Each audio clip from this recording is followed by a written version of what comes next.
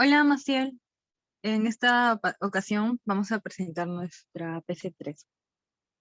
Nosotros consideramos que finalmente el diálogo no llega a responder la pregunta por la naturaleza de la virtud. Esto se debe a que no nos proporciona una respuesta en sí de qué es la virtud o arete, sino que la va fragmentando e incluso plantea una hipótesis sobre su naturaleza. Y es por ello que no podemos asegurar la veracidad de esa respuesta. Sin embargo, a pesar de no haber quedado clara la naturaleza de la virtud, ese diálogo nos proporciona pasajes sobre la virtud y cuán compleja puede ser por todo lo que abarca. Al inicio del diálogo, Menón le pregunta a Sócrates, ¿es enseñable la virtud o no es enseñable la virtud? Sino que solo se alcanza con la práctica. O ni se alcanza con la práctica, ni puede aprenderse, sino que se da en los hombres naturalmente o de algún otro modo. Siguiente diapositiva.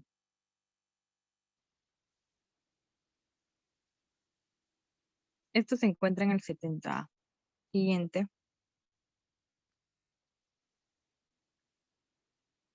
Sin embargo, Sócrates afirma no saber. Entonces, ¿cómo podría responder esas preguntas? Además que se habla mucho de la virtud, pero en realidad sabemos qué es la virtud. Dado que Menón afirma saber qué es la virtud y que es algo sencillo, Sócrates le pregunta por su naturaleza, y éste intenta de inmediato responderla. Sin embargo, ninguna de sus respuestas parece responder por completo la pregunta. En la primera respuesta indica que la virtud está dada por las características de las personas y su labor, y por ello menciona las virtudes del hombre en el Estado, de la mujer en la casa, del niño, inclusive del anciano. Pero en realidad, ¿Menón estará respondiendo a la pregunta? Podemos suponer que tanto el hombre como la mujer cumplen sus labores en el Estado, como en la casa, pero simplemente están cumpliendo su deber. Sin embargo, no resulta completo de tratarse de virtud sin algo, como indica Sócrates. Tanto la mujer como el varón necesitarán de las mismas cosas, de la justicia, de la sensatez, si pretenden ser buenos. En su segunda respuesta afirma que la virtud es algo capaz de gobernar a los hombres. Sin embargo, esta respuesta tampoco convence a Sócrates. Por ello, este lo refuta con lo siguiente. ¿Es acaso la misma opinión la del niño y la del esclavo? Es decir, ser capaz de gobernar al amo. ¿Y te parece que sigue siendo esclavo el que gobierna? En efecto, en la época del diálogo, un esclavo no podría gobernar a su amo, y el hecho de que no pueda hacerlo lo hace no virtuoso. Considerando la primera respuesta de Menón, podemos encontrar una variedad de virtudes, y entre ellas hasta la del esclavo. En tal caso, la segunda respuesta de Menón tampoco suena convincente. Insatisfecho con las respuestas proporcionadas, so- pues buscando una sola virtud, he encontrado que tienes todo un enjambre de virtudes en ti para ofrecer, tal como afirma Sócrates. Este ejemplifica cómo responder la pregunta por la virtud por medio del color y la forma. Siguiente diapositiva.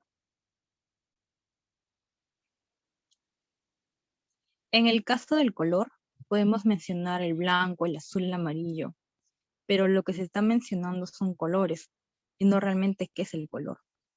Igualmente con la figura. Podemos mencionar a la redondez, a lo recto, pero al final no respondemos realmente la pregunta de qué es la figura.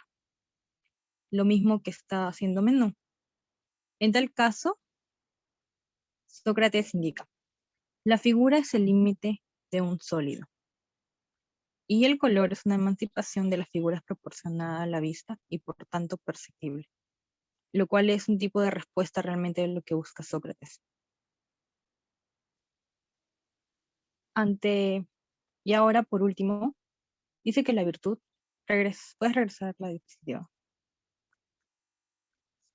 Y por último dice que la virtud es gustar de lo bello y tener poder, lo que implica desear las cosas bellas y querer procurar las cosas buenas. Pero ¿y si algunos desean cosas malas creyendo que son buenas? ¿Eso será la virtud? En tal caso, como indica Sócrates, es necesario pues que a esta adquisición se añada justicia, sensatez, santidad o alguna otra parte de virtud. Si no, no será virtud aunque proporcione cosas buenas. Ante esta última pregunta, Sócrates aún no se encuentra satisfecho y es por ello que Menón lo cuestiona y lo reta con el siguiente pasaje. ¿Y de qué manera buscarás, Sócrates, aquello que ignoras totalmente que es? ¿Cuál de las cosas que ignoras vas a proponerte como objeto de tu búsqueda? Porque si dieras efectiva y ciertamente con ella, ¿cómo advertirás en efecto qué es esa que buscas desde el momento que no la conocí? 80. Ahora doy pase a mi compañero Frank, que les explicaré la cita. Ya, entonces, la respuesta de Sócrates ante ello va a plantear que el alma es inmortal. Al haber nacido muchas veces, ha visto todas las cosas antes de nacer. Por eso no hay nada que no sepa. Entonces ha de saber la verdad de todas las cosas. Con esto se refiere si el alma ha pasado por muchas vidas terrenas, ha aprendido todas las cosas, tanto las de aquí como las del Hades, por lo que es posible que recuerde lo que es la virtud, sino también el resto de cosas que antes conocía. Pues el recordar y la búsqueda de aprendizaje será la reminiscencia.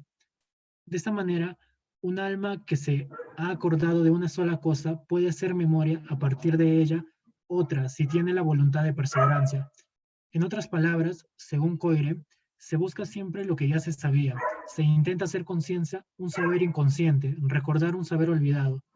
También habrá que precisar que la reminiscencia es un largo proceso que, como se afirma, se necesita de la perseverancia para alcanzar su fin, entre ellos el conocimiento de la virtud.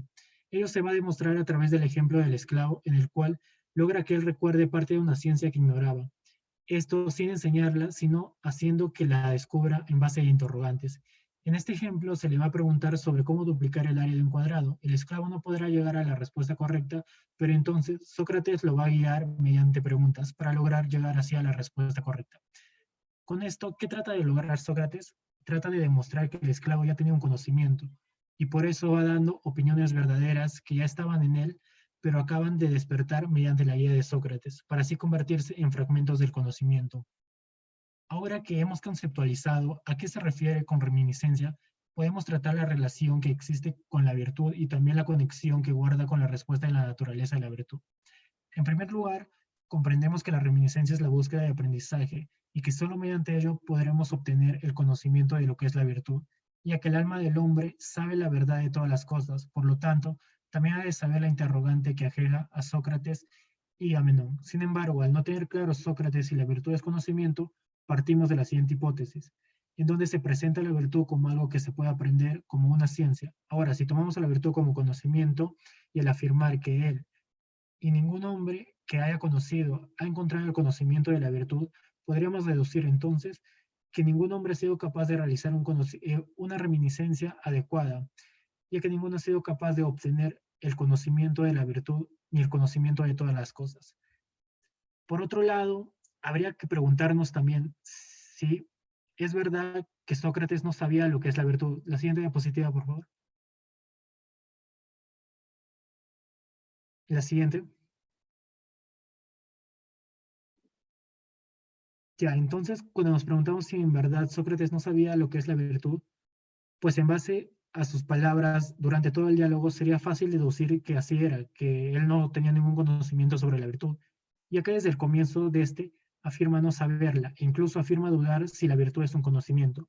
Así lo demuestra cuando le dice a Menón que la virtud, para ser conocimiento, tendría que ser enseñable, y al ser enseñable tendría que tener maestros que le enseñen, pero ella carece de esta. Entonces la virtud no es conocimiento. Sin embargo, si vamos más allá de esto y observamos o percibimos las actitudes de Menón o Anito, se podría plantear lo contrario, ya que se percibe que durante el diálogo Menón no puede contradecir a Sócrates, sino que solo lo refuerza o lo afirma, así como nos da indicios de que también no llega a comprender en su totalidad el mensaje que quiere dar Sócrates. Por esto siempre aprueba o confirma lo dicho por él, además de negar el estudio principal del problema y desviarse por diferentes ramas. Así lo menciona Coire, Menón no comprende nada, ni siquiera la feroz ironía de la comparación de las estadistas con adivinos, ni la afirmación de que la virtud llega por don divino. Entonces lo que le queda decir a Menón es lo siguiente. Muy bien dicho, Sócrates. Algo así será Sócrates. Entonces, por lo tanto, podemos deducir que incluso, por mucho que Sócrates vuelva a explicar una vez más a Menón, este se, al igual que en la pregunta de qué es la virtud. En base a esto, es posible que Sócrates no le dé una respuesta más compleja de qué es la virtud, de la virtud como conocimiento, incluso siendo capaz de poder formularla. A continuación, mi compañero Leo.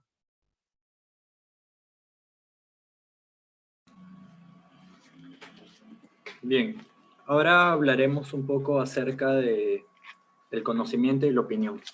En relación al concepto de conocimiento, Guthrie explica que si Sócrates le hubiese indicado al esclavo para dibujar un cuadrado con el doble del área de un cuadrado determinado, hay que dibujarlo en la diagonal de ese cuadrado, lo más probable es que el esclavo hubiera olvidado la premisa antes de siquiera intentarlo, o habría sido incapaz de hacerlo al no entender las instrucciones.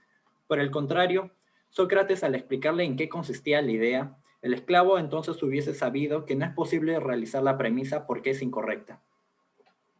De esta forma entendemos que si bien el esclavo no había llegado a un estado puro de conocimiento acerca de la geometría de los cuadrados, él ya estaba en el medio por el cual lograrlo, a través del razonamiento. Este razonamiento para Sócrates en realidad era un recordar. Guthrie señala la siguiente analogía. Hay cosas escritas con una tinta invisible que está aguardando a que un reactivo adecuado la haga perceptible.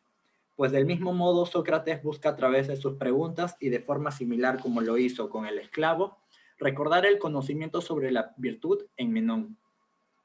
De este modo podemos entender que efectivamente Sócrates sí tenía una idea sustancialmente clara sobre la virtud, a comparación de Menón. Sin embargo, recordemos lo siguiente dicho por Sócrates al comienzo del diálogo. Menón, me encuentro en este caso, comparto la pobreza de mis conciudadanos en este asunto y me reprocho el no tener por completo ningún conocimiento sobre la virtud. Entonces entendemos por la cita y lo anteriormente mencionado que Sócrates adoptó una postura de falsa ignorancia para así interpelar a Menón acerca de la virtud, con el propósito de hacer nacer conocimiento en él. De esta forma, enseñarle que el conocimiento yace en nosotros y no basta con señalar significados. En cuanto a la opinión recta o verdadera, Sócrates introduce que es aquel don que hace que los hombres actúen con rectitud. Por ello, no será más útil el conocimiento de la virtud que la opinión recta. Por ello, entendemos para Sócrates, ambas son necesarias para obrar bien y ser hombres útiles. Por ejemplo, señala, y que hay solo dos cosas que pueden guiarnos bien, la opinión verdadera y el conocimiento, y que el hombre que las posee se conduce correctamente. Además, señala que una se puede dar sin la otra, y que son naturales del hombre, que no son naturales del hombre, sino son alcanzables. Por consiguiente, no solo por medio del conocimiento puede haber hombres buenos y útiles a los estados, siempre que lo sean, sino también por medio de la recta opinión, pero ninguno de ellos se da en el hombre naturalmente en el conocimiento ni la opinión verdadera. Sin embargo, la diferencia entre conocimiento y la opinión recta se encuentra que la segunda es inestable e imposible de transmitir a otros, como lo señala Guthrie, mientras que por su lado el conocimiento es de mayor valor a la recta opinión. Por eso, precisamente, el conocimiento es de mayor valor que la recta opinión y además difiere de esta por su vínculo. Pero va a existir un problema con la opinión recta. Sócrates menciona lo siguiente: las opiniones verdaderas, mientras permanezcan quietas, son cosas bellas y realizan todo el bien posible, pero no quieren permanecer mucho tiempo y escapan del alma del hombre. Entonces, la reminiscencia será la que se sujete a estas opiniones para convertirse en conocimiento. Como se mencionó antes, en base a lo explicado hasta ahora, en donde se discierne lo que es el conocimiento y la opinión, aún no va a existir un acuerdo sobre la naturaleza de la virtud. Al tener en consideración lo explicado, podemos concluir que si bien en el diálogo con Menón no se da una respuesta clara y explícita de lo que es la naturaleza de la virtud, en base a lo que menciona Guthrie, cuando refiere que Platón intenta fundamentar filosóficamente que para Sócrates la virtud es nada menos que el conocimiento del bien y el mal, y eso es algo que todo hombre debe descubrir por sí mismo. Así lo deja ver en el diálogo cuando menciona lo siguiente: tanto la mujer como el varón necesitarán de las mismas cosas, de la justicia y de la sensatez, si pretenden ser buenos.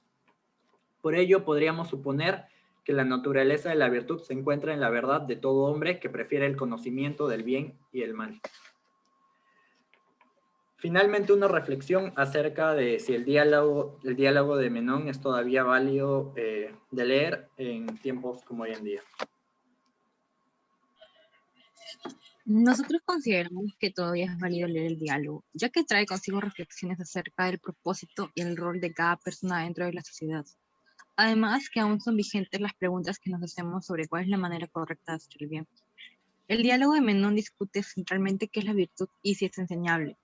La virtud es entendida por Sócrates como algo bueno y benéfico. a lo que todos debemos aspirar. Asimismo, llegamos a la conclusión de que no es posible enseñarla ni definirla por completo. Por ello, la visión acerca de la virtud es reveladora en estos diálogos, ya que es común hoy en día pensar que es posible y suficiente enseñar teóricamente el ideal de la persona. Sin embargo, somos testigos de que aquellos que infringen nuestras normas sociales son conscientes de estas leyes y lo siguen haciendo. Entonces reconocemos el importante sentido revelador de este texto y creemos que al igual que se expresa en las primeras preguntas de Menón, el entendimiento contemporáneo de los valores como la justicia y el respeto no son frutos de la enseñanza, sino que de la práctica. Eso sería todo. Gracias.